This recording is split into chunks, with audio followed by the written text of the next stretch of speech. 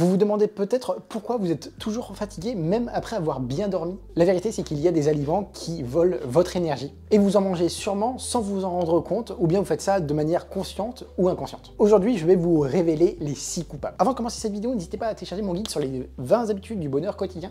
C'est quelque chose que j'ai fait vraiment avec cœur, donc n'hésitez pas à le télécharger, c'est le premier lien dans la bio en description. Allez, c'est parti pour la vidéo. Premier aliment de la liste qui va un peu de soi, le sucre raffiné.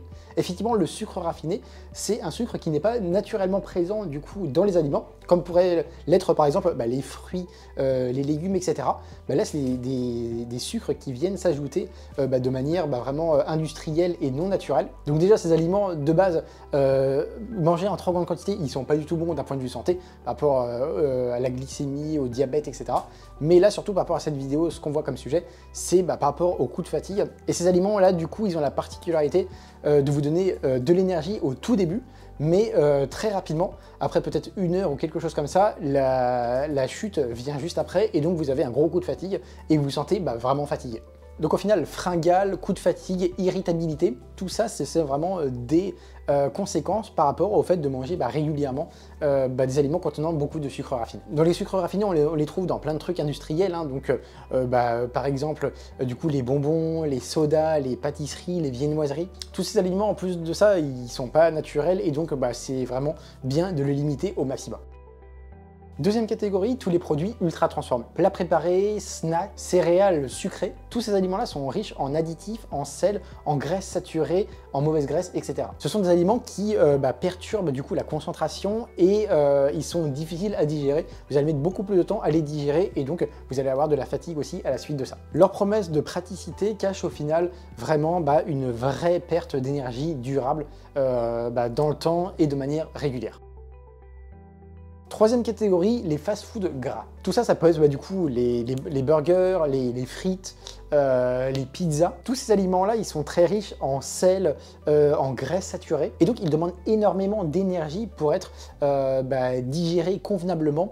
Et donc, ce qui fait que vous allez vous sentir un peu comme ça dans un état d'esprit ou dans un état pas forcément terrible pour être concentré et pour être vraiment productif. Après ce genre de repas, il est très classique de s'en sentir un peu lourd. On somnole en général, tellement le repas a été lourd, copieux, mais en fait voilà, riche en graisse saturée, etc.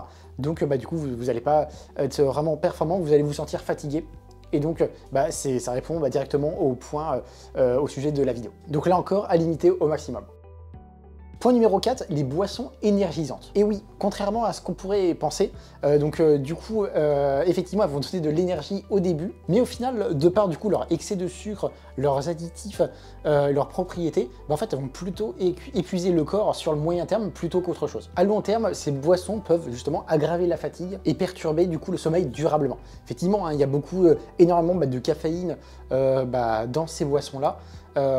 Ça accumulé à tous les autres additifs, etc., c'est pas du tout naturel, donc ça risque vraiment de perturber le sommeil à long terme. Au début, vous allez peut-être avoir un petit coup de fouet, etc., quand vous prenez ça, mais sur le long terme, c'est quelque chose de très négatif.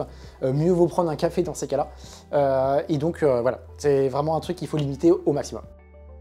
Autre type d'aliments, les aliments à indice glycémique élevé. Pain blanc, pâte blanche, riz blanc, tout comme le sucre raffiné, ils provoquent des variations brutales et donc le corps ne sait pas trop du coup comment gérer ça. Donc au début vous allez vous sentir avec pas mal d'énergie, mais ensuite ça va complètement baisser peu de temps après et donc vous allez être fatigué. Et donc c'est important de privilégier ces produits-là parce que l'indice glycémique il sera plus bas et donc vous aurez moins du coup cette variation de glycémie et donc vous serez plus stable tout au long de la journée. Donc très important de privilégier plutôt les produits semi-complets, voire complets, dans votre alimentation.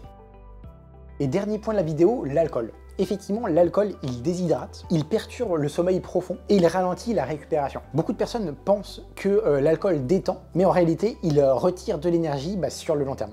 Donc c'est important là aussi de limiter au maximum cette consommation-là, parce que c'est en fait très négatif pour le corps. Si aussi vous voulez progresser dans le sport, c'est complètement à éviter, parce que voilà, vous n'allez pas avoir les résultats escomptés à la suite de ça. Donc vraiment, il faut limiter au maximum sa consommation pour ces raisons-là, entre autres, mais plein d'autres raisons qu'on connaît tous, par rapport à la vigilance ou par rapport au fait de conduire après avec, etc. Mais voilà, vraiment pour l'aspect fatigue, c'est vraiment à éviter également. Voilà pour, pour cette vidéo, j'espère vraiment qu'elle vous aura plu. Si elle vous a plu, n'hésitez pas à donner un petit like, ça fait toujours plaisir pour moi, pour la chaîne, etc. Et puis là, je vous dis à bientôt. Salut!